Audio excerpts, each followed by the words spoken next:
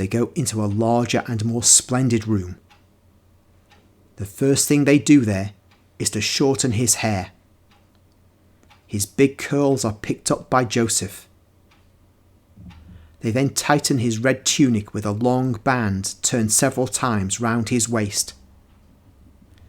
They tie some little fringes to his forehead, arm and mantle. They fix them on with a kind of studs.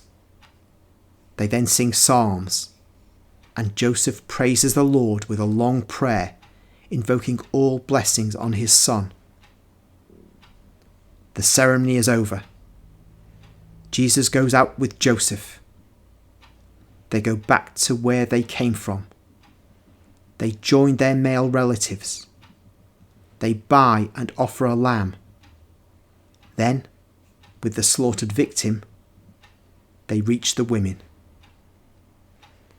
Mary kisses her Jesus. It seems she has not seen him for years.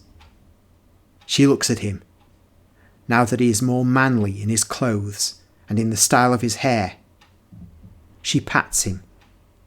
They go out, and it all ends here. Before closing, I think it's worth pointing out that this chapter is one that it will be very hard for an ordinary person to produce. In fact, an ordinary person could not produce it without a lot of information about Jewish customs, particularly as they involve the coming of age of young men or boys. Also, you will have noted the extremely intricate questioning and the unbelievably wise, clever response worthy of a top lawyer that Jesus gives.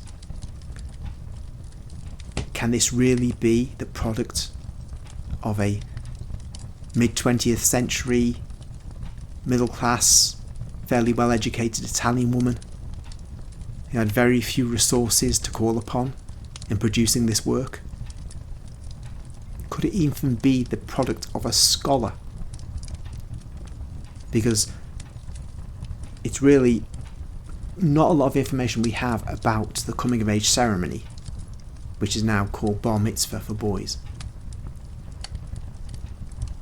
And of course, the kind of dialogue that goes on here, whether you have an ocean of information, isn't producible unless you are beyond even a Charles Dickens in your literary abilities.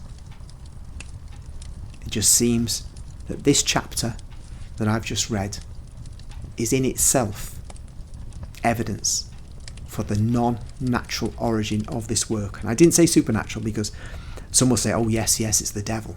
But then, think about it. Are you not really led from non-natural to supernatural?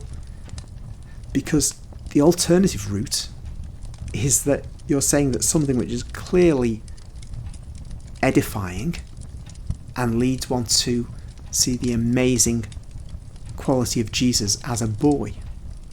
How could this possibly be from the devil? It does not in any way lead you to Satan or to hell.